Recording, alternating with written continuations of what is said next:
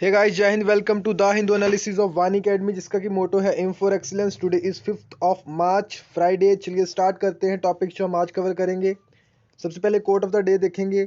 इसमें भी हम टेस्ट ही लेंगे, टेस्ट ही करके देखेंगे अपने आप को कि क्या हमें याद है कि जो हमने कोट एक जो हमने पहले की है।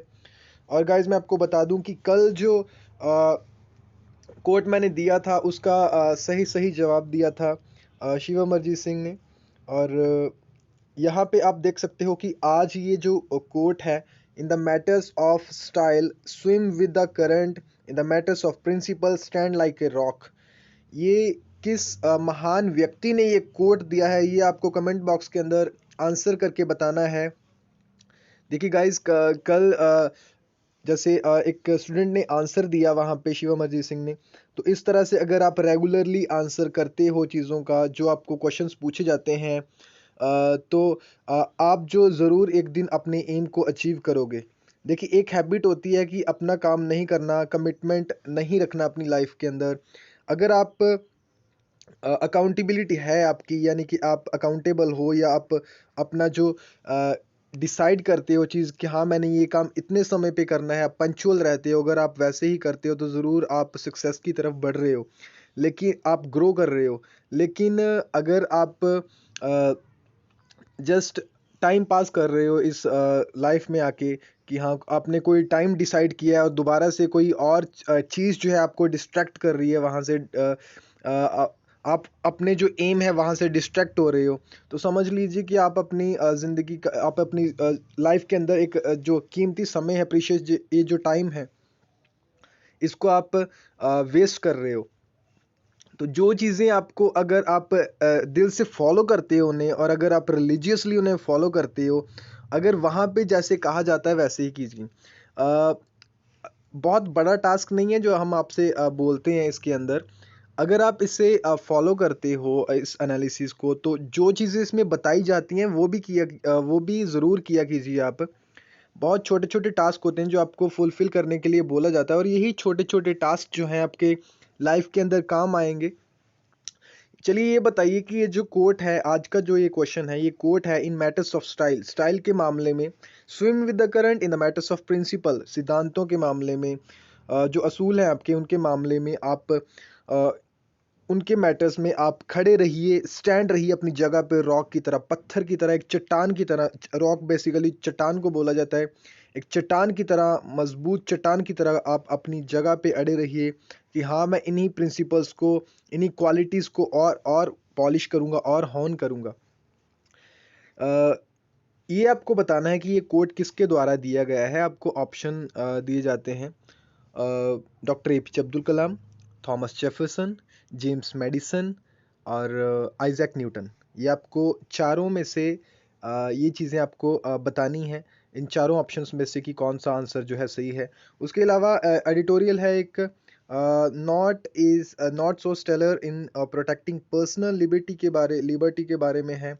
एक राइटर है और उनका नाम भी हम डिस्कस करेंगे। वो एक प्रैक्टिसिंग एडवोकेट हैं और लॉ प्रैक्टिस करते हैं। और उसके अलावा क्या क्या कंडीशंस है, सुप्रीम कोर्ट किस तरह से ड्यूटी अपनी करता है, क्या उसे किस तरह से काम करना चाहिए। देखिए,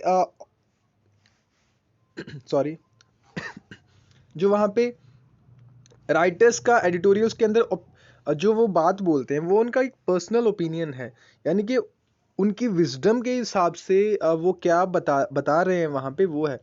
आप ये मत समझिए कि हाँ ये चीज़ जो वो बोल रहे हैं वही परमानेंट है।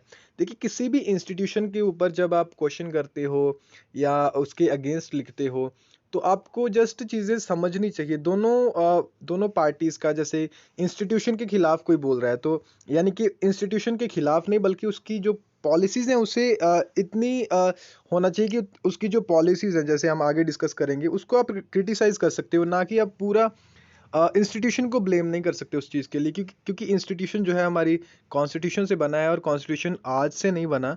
बहुत ही इसे सोच समझ के, बहुत ही टेस्ट के बाद इसे बनाया गया है।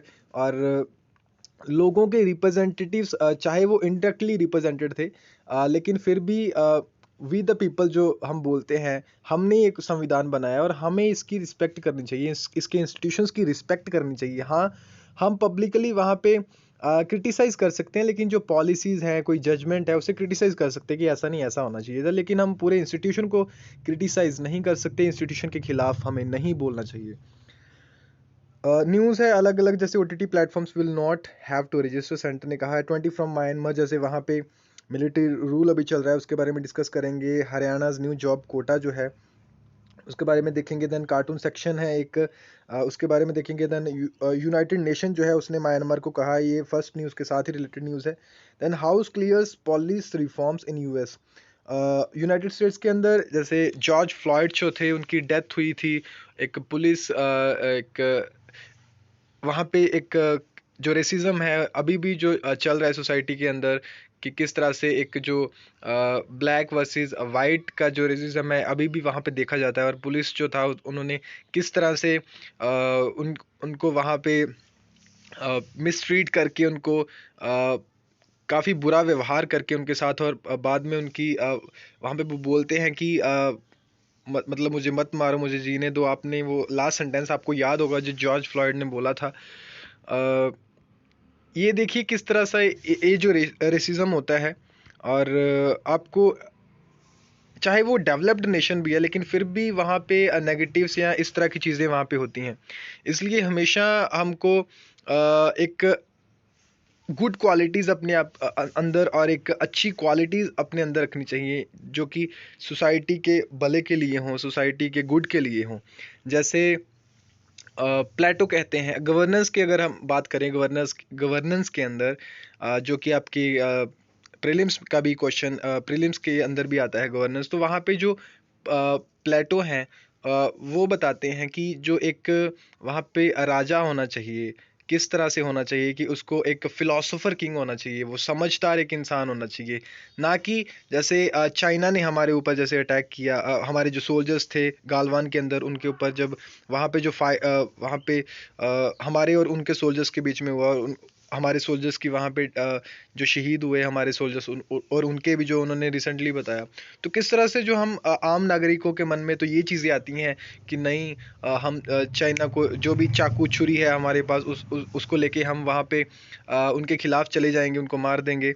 लेकिन देखिए एक राजा को, एक किंग को कैसे सोचना चाहिए, as a philosopher, as a intelligent person उसे सोचना चाहिए कि किस तरह से बिहेव करना है उस टाइम के अंदर। अरिस्टोटल भी बताते हैं कि देखिए कोई भी जो कॉन्स्टिट्यूशन है, कोई भी चीज़ जो है आइडियल नहीं होती सोसाइटी के अंदर। एक प्रैक्टिकल जो चीज़ है उसे देख के हमें चलना चाहिए। कोई भी कॉन्स्टिट्यूशन चाहे भी है वो, तो वो एक आइडियल नहीं है, लेकिन फिर भी हमें अपना जो टाइम है उसे एक आइडियलिस्टिक बनाना चाहिए।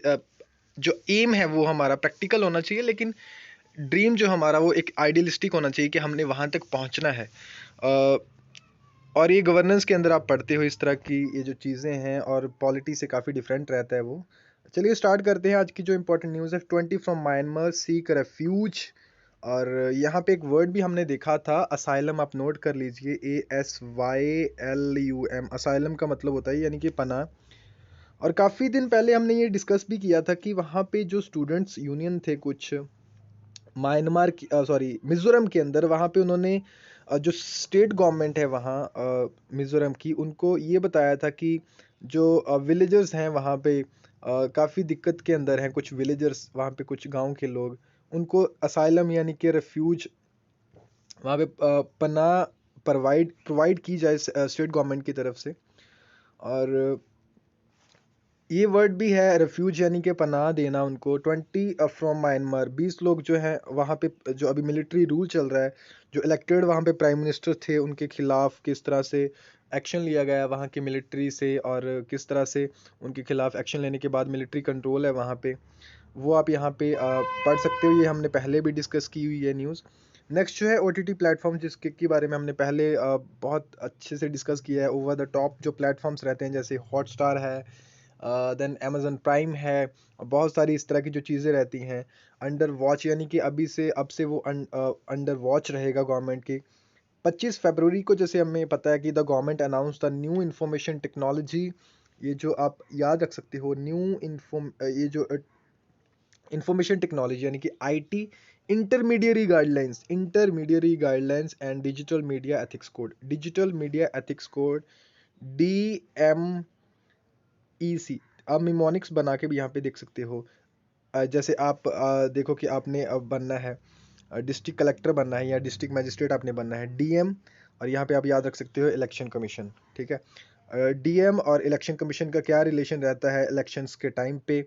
और DM इलेक्शन कमीशन यानी कि डिजिटल मीडिया एथिक्स कोड। और उसके अलावा IT, आपको पता ही है IT का हब जो है जैसे बेंगलुरु है, IT intermediary information technology intermediary guidelines, यानी कि IG, पुलिस के अंदर IGs होते हैं जैसे।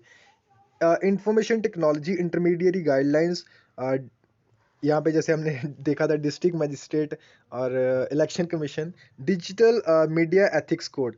देखिए ये सारी जो चीज़ें रहती हैं यहाँ पे आप बहुत अच्छे से अपनी जो है मिमोनिक्स के ज़रिए आप याद रख सकते हो। अभी आपको याद करने में बहुत आसानी होगी कि 25 फरवरी वाले दिन जो गवर्नमेंट ने नए रूल्स लेके आए थे information technology intermediary guidelines, digital and intermediary guidelines and digital media ethics code rules 2021, जिसने एक इंट्रोड्यूस किया था 3 tier grievance redressal mechanism for OTT platforms.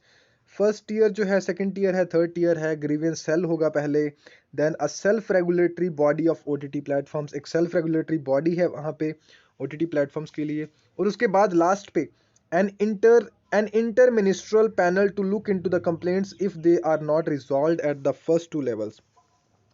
उसके बाद एक इंटर मिनिस्ट्रल पैनल है, यानी कि एक मिनिस्ट्री लेवल के ऊपर वहाँ पे एक पैनल है जो कि to look into the complaints if they are not resolve at the first 2 levels. 3 tier जो ग्रीवेंस सिस्टम यहाँ पे बनाया गया है अंडर द गाइडलाइंस जो दिए हैं यहाँ पे सेंटर ने फॉर द OTT प्लेटफॉर्म्स, जो कि information technology intermediary guidelines and digital media ethics code rules 2021 जो है उसके नीचे 3 टियर ग्रीवियंस रिड्रेसल मैकेनिज्म जो है फॉर OTT प्लेटफॉर्म्स वो दिया गया है, आप इसे याद रख सकते हो। उसके बाद OTT platforms will have self classify content into 5 age based categories, universal जो कि सब देख सकते हैं, then universal adult 7+, then universal UA यानी कि 13+, then UA that is 16+, and A adult. अगर यूनिवर्सल यानी कि वो सब देख सकते हैं, यूनिवर्सल अडल्ट यानी कि वो 7+ लोग, यूनिवर्सल अडल्ट यानी कि 13+, यूनिवर्सल अडल्ट 16+, एंड A यानी कि adult. Platforms would be required to implement parental locks. बहुत अच्छी बात है यहाँ पे, देखिए प्लेटफॉर्म्स जो हैं would be required to implement parental locks वहाँ पे रहेंगे इन प्लेटफॉर्म्स के ऊपर for content classified as adult, universal और अडल्ट के बीच में जो 13+ के हैं और higher, and reliable age verification mechanism, वहाँ पे एज वेरिफिकेशन का मैकेनिज्म भी होना चाहिए। बहुत अच्छी बात है। देखिए गाइज, आप लोग बोल रहे होगे कि आप लोग कुछ सोच रहे होगे कि आजकल तो इतनी टेक्नोलॉजी है, बच्चे बच्चे को पता है, हर एक छोटे से छोटे बच्चे को भी आज पता है किस तरह से टेक्नोलॉजी को यूज़ करना है। तो आप सोच रहे होंगे इसमें कि तो काफ़ी लूप होल्स हैं। देखिए कुछ भी चीज़ें अगर इस तरह से रहती है, अगर हम कहते हैं ना कि कुछ ना कुछ करने की बजाय अगर हम थोड़ा सा भी कर दें तो वो भी बहुत बेटर है। अगर यहाँ पे ये स्टेप्स गवर्नमेंट के द्वारा लिए जा रहे हैं, या कुछ लोग क्रिटिसिज्म भी करते हैं कि हाँ इस किस तरह से इसको मतलब फंडामेंटल राइट्स के साथ जोड़ देते हैं। देखिए यहाँ पे हमें हमारी सोसाइटी को एक जो एक सिविलाइज सोसाइटी है उसकी तरफ लेके जाना है, ताकि हमारी डेवलपमेंट हो, हमारे समाज की डेवलपमेंट हो। आज जो भी आप बच्चे एनालिसिस देख रहे होंगे, आपने सिविल सर्विसेज में आने के लिए, UPSC CSC में एग्ज़ाम को क्लियर करने के लिए आपने कुछ तो सोचा होगा ना कि हाँ हम चलिए एटलीस्ट मान लो 100 बच्चे हैं, 100 बच्चे में से 20 ने, चलो अगर या 80 ने भी सोचा है कि हम गाड़ी के लिए, एक अच्छी जॉब के लिए, समाज में जो इज्जत रहती है उसके लिए हम ये जो है सर्विस इसमें आना चाहते हैं। लेकिन उसमें से 20 तो होंगे ना जो जो ये सोचते होंगे कि हम अपना कुछ टाइम अपनी लाइफ का या अपना ज़िंदगी का कुछ हिस्सा उसमें कुछ स्पेंड करना चाहते हैं अपने देश की भलाई के लिए, ताकि हमारा भी नाम उन लिस्ट में हो, हमारा भी एक छोट काम उस लिस्ट के अंदर हो, उन लोगों की लिस्ट के अंदर हो जिन्हें याद किया जाता है इस देश को महान बनाने के लिए। 100 में से 20 तो होंगे ना। तो ये देखिए, ये भी एक उस तरह का स्टेप है कि हम अलग अलग एजेस के अंदर क्लासीफाई करके हमारे स्टूडेंट्स को, हमारे बच्चों को, छोटे जो बच्चे हैं उनको प्रोटेक्ट कर रहे हैं वहाँ पे। देखिए, अगर पहले 100 बच्चों की अगर हम बात करें तो उसमें से अगर 50% तो अभी कम होगा ना कि हम एक डेवलप्ड नेशन की तरफ जा रहे हैं। तो ये सारी चीज़ें हमें पॉजिटिव वे में लेनी चाहिए। हरियाणा ने जो न्यू जॉब कोटा लेके आए हैं, उसने इंडिया एक इंक नाम की एक जो कंपनी है, वहाँ पे इंडस्ट्री है, उसको क्या यहाँ पे उन्होंने अपने ग्रीवेंस बताए हैं कि क्या वहाँ पे जो लोकल्स हैं उनके पास स्किल्स नहीं है इतने, ताकि लोकल जो कोटा उनको वहाँ पे गवर्नमेंट देने की बात कर रही है। और इसमें एक वर्ड आता है कि वहाँ पे वो छांटना शुरू कर देंगे, जो लोग हैं वहाँ पे। रिट्रेंच यहाँ पे एक वर्ड है, रिट्रेंच यहाँ पे क्लियर नहीं है, RETREANCH। रिट्रेंच का मतलब होता है यहाँ पे RETRE नहीं आएगा, RETRENCH, रिट्रेंच। रिट्रेंच का मतलब होता है ये एक तरह से छाटना। मान लीजिए कि एक इंडस्ट्री है आपके पास, और आप गवर्नमेंट ने वहाँ पे बोल दिया कि 75% जो वहाँ पे जो लोकल लोग हैं उन्हीं को कोटा है, कि यानी कि उन्हीं को फिल करना है वहाँ पे, वैकेंसीज जो हैं या जो सीट्स हैं वहाँ पे फिल करनी है।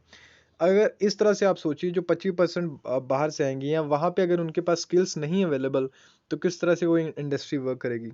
चलो, अभी बैलेंस बना के चलना चाहिए इंडस्ट्री को वहाँ पे, कि लोकल जो वहाँ पे लोग हैं उन्हें भी अप जो उनकी स्किल्स हैं वो भी इम्प्रूव करनी चाहिए, जो पहले से वर्कर्स हैं उनको भी स्किल्स इम्प्रूव करनी चाहिए। और यहाँ पे एक वर्ड बोला है कि practices to retrench the existing work force. जो वहाँ पे एग्जिस्टिंग वर्क फोर्स है उन्हें छांटने की वहाँ पे ये बात बोली जाती है कि छांटना शुरू कर सकते हैं। हो सकता है कि वहाँ पे जो वर्कर्स हैं उनके साथ उनके कुछ राइट्स फुलफिल ना हो, लेकिन फिर भी अगर जो गवर्नमेंट ने वहाँ पे बनाया है और एक बैलेंस बना के इंडस्ट्री को भी वहाँ पे चलना है, जो लोग इंडस्ट्रीज रहती हैं वहाँ पे पोस्टर आप देख सकते हो।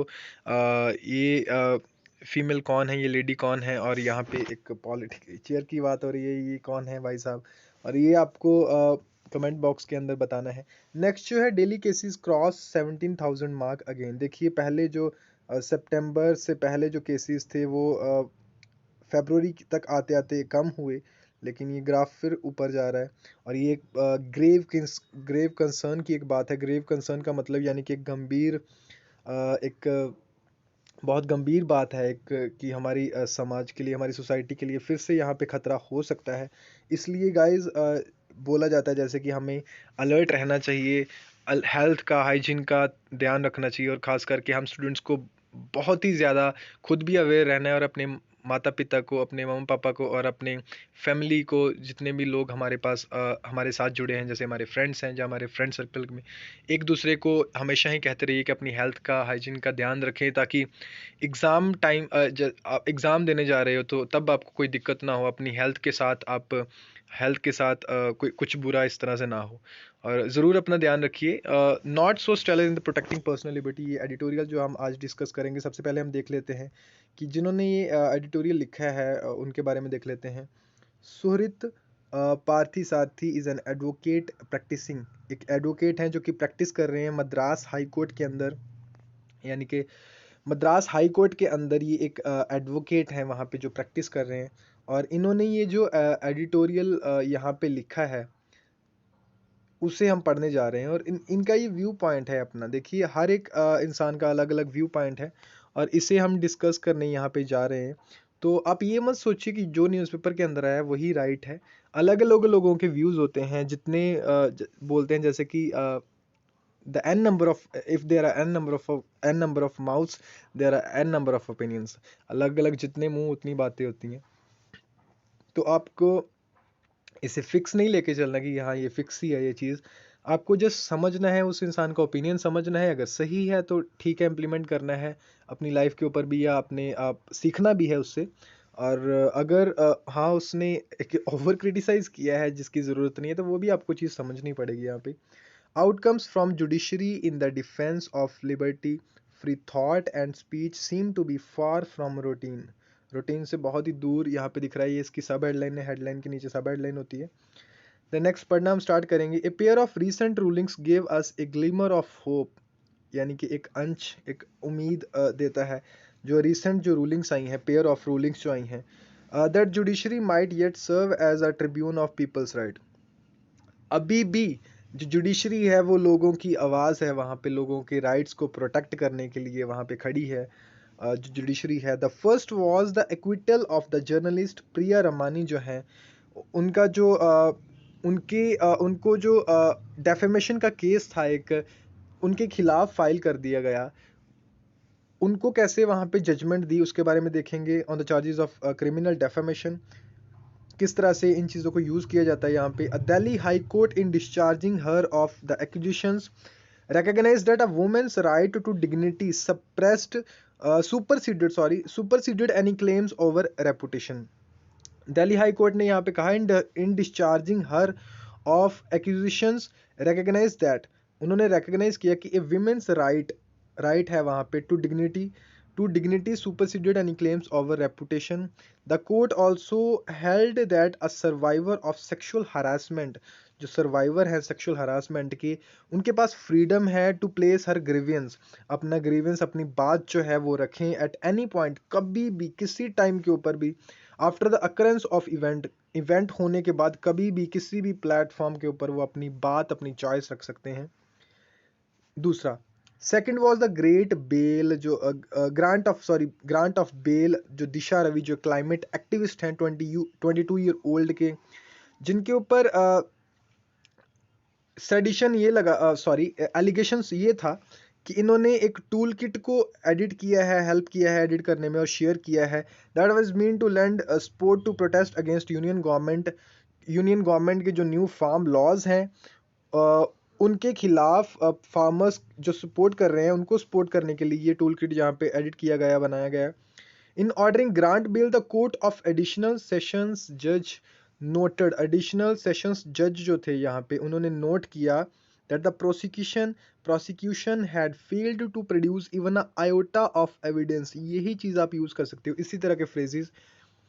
प्रोसिक्यूशन जो है जिन्होंने उनके खिलाफ केस फाइल किया वहाँ पे, या पब्लिक प्रोसिक्यूटर्स जो पुलिसमैन रहते हैं, had fail to produce even an iota of evidence, एक आयोटा ऑफ एविडेंस भी वो फेल हो गए वहाँ पे देने में। Linking miss Ravi to an act of violence, जो वो एक्ट यानी कि बता रहे थे कि उनकी एक इस काम की वजह से वहाँ पे वायलेंस क्रिएट हो सकता है।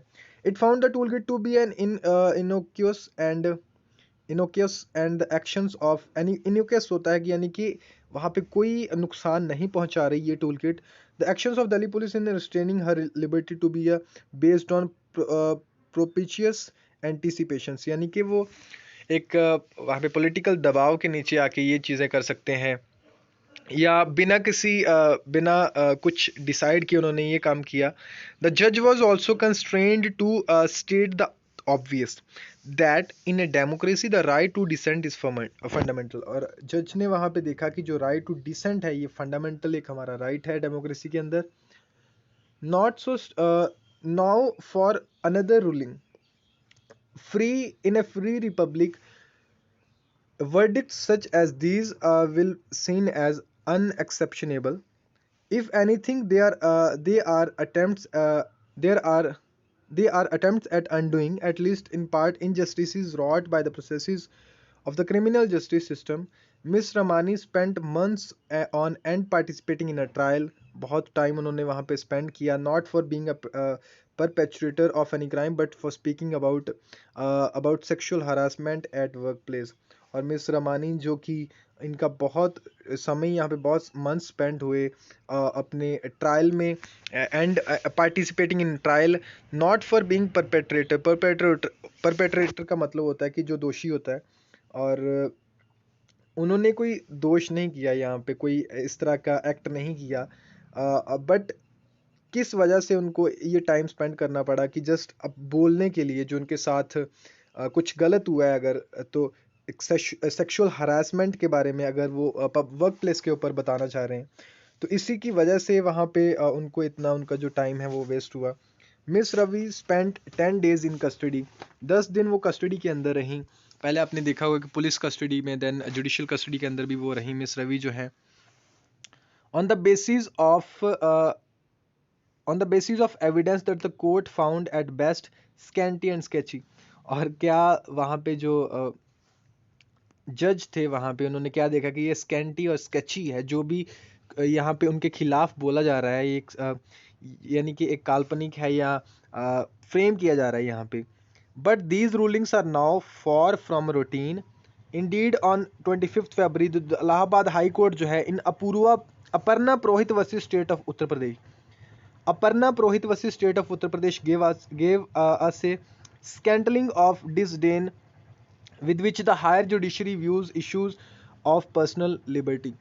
In denying anticipatory bail to Miss Purohit who is head of Amazon Prime Video, जो आपको पता होगा कि जो तांडव वाला जो केस था वेब सीरीज वाला, the High Court was effectively telling the applicant that she deserved to be interrogated in custody for running a show bound to hurt the sentiments of majority community। और majority community के यानी कि यहाँ पे बताया जा रहा है कि अगर majority community के वहाँ पे sentiments hurt हुए हैं, इस वजह से उन्हें जो है इंटेरोगेट किया जा सकता है। Note that the Tandav necessarily does this, but it mattered little to the court that deriding a person's belief is not an offense, not even under India's draconian blasphemy laws, जो हैं सेक्शन यहाँ पे मुझे याद नहीं है properly section, I think Indian penal code के अंदर वो एक सेक्शन है 153 के आसपास सेक्शन है, 105 153 के आसपास अनकॉन्स्टिट्यूशनल। चलिए गाइज आप ये बताइए, क्योंकि एज आपको पता है कि जो टीचिंग है as a two way communication या टू वे एक प्रोसेस है, तो चलिए आप गूगल पे सर्च करके बता सकते हैं कमेंट बॉक्स के अंदर, ताकि जो बच्चे बाकी देख रहे हैं या बाद में देखेंगे उनके लिए एक हेल्प हो जाए, या आप सीख भी लो। अगर आप दूसरों की मदद करते हो तो आप भी इससे सीखते हो। चलिए गाइज ये बताइए कि जो ब्लास्फेमी के लॉज हैं, जो किसी हम कम्युनिटी के अगेंस्ट जाते हैं, कम्युनिटी के अगेंस्ट कुछ बोलते हैं, किसी रिलीजन के अगेंस्ट, कॉन्स्टिट्यूशन के अंदर तो है ही वो आर्टिकल 25-26, लेकिन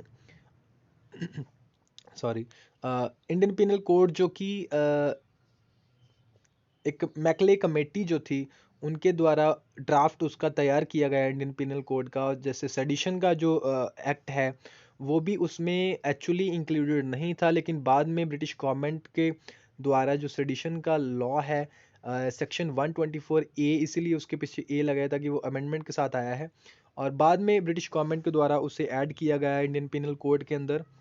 और ये भी आप नोट कर सकते हो 1834 में वो रिपोर्ट यानी कि वो ड्राफ्ट तैयार हो गया था, और 1835 को वो इन्फोर्स हो चुका था। उसके बाद ही इंडियन जो सेक्शन 124 ए है उसमें इंक्लूड किया गया। Free speech we all recognise is a condition of legitimate government, we also recognise that there are limits to this right. Limits भी हैं आर्टिकल जो 19 है उसका sub clause 2। The constitution permits reasonable restrictions on speech on a variety of stated grounds. Determining what is reasonable and what falls within the bounds of those permitted limitations can sometimes be an exercise fraught with difficulty, but India's parliament have never grappled with genuine seriousness over these questions. It has either chosen to allow colonial era जो laws हैं, colonial era मतलब British time के जो जब हम colony थे उस time के जो laws हैं, to do government's bidding on, or it has legislated new rules that do not merely err on the side of restraint as much as they treat the restrictions as their chief goal and purpose. The case of concerning Miss Ramani, Miss Ravi and Miss Purohit each emanate out a law that is categorically unconstitutional, but that has nonetheless been upheld by the Supreme Court. Supreme Court ने भी उसे null and void declare नहीं किया। Then tools for defamation and sedition. Consider first criminal defamation जो ought to be self-evident that the punishment, even the very idea of prosecution for libelous speech is disproportionate to the offense. Criminal law does not exist to make prosecutable acts that are essentially private in nature. By making ostensibly slanderous talk a punishable offense, the state imposes a chilling effect on all manners of legitimate speech. It is for the reason that almost every democratic nation of the world has revoked। यहाँ पे देखिए हर एक नहीं बोला गया, यहाँ पे almost बोला गया, एवरी नहीं बोला गया, ऑलमोस्ट एवरी बोला गया, यानी कि लगभग हर एक देश ने, पूरे नहीं है लेकिन, democratic nation of the world has revoked laws criminalising defamation. आपको ध्यान से ये चीज़ें पढ़नी पड़ती हैं। But in India it remains a tool for the powerful and is routinely invoked not just by individuals individuals and governments in positions of authority, but also by corporations looking to protect their community commercial interest. In case of sedition, its colonial remnants are again plainly apparent जो होता है जो actual नहीं है.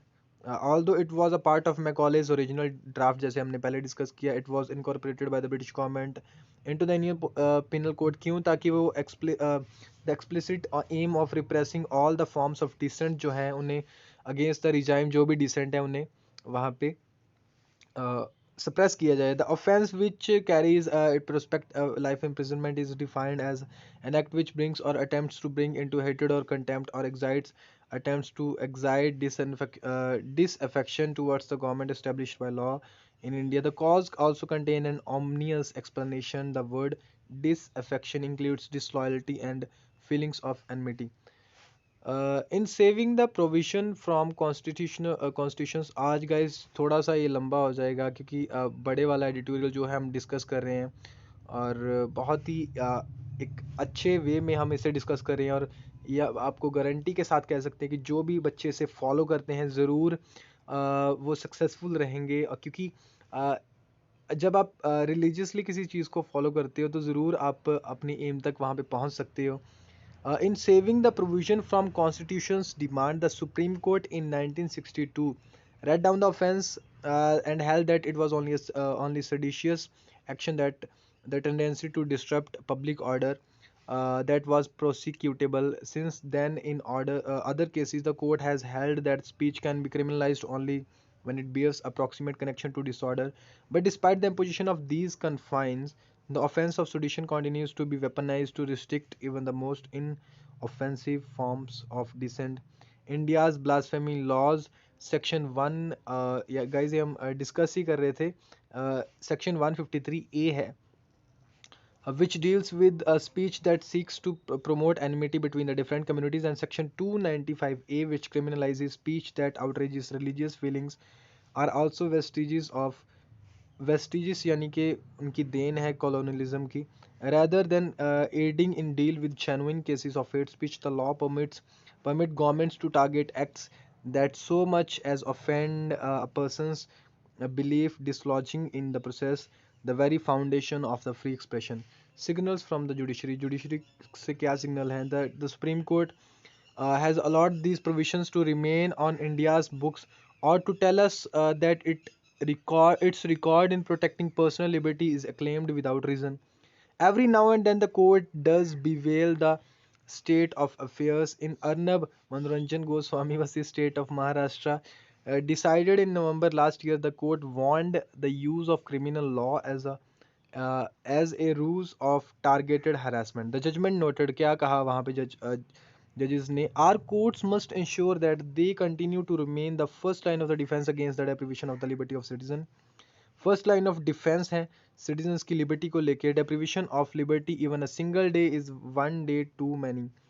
देखिए एक इंसान के ऊपर वहाँ पे एक आदमी को लेके, एक जर्नलिस्ट को लेके इस तरह से कमेंट दिए जाते हैं. और बहुत सारे ऐसे लोग आज भी हैं यहाँ पे जो कि अंडर ट्रायल हैं और उनका ट्रायल अभी चल रहा है और वो भी कस्टडी के अंदर हैं.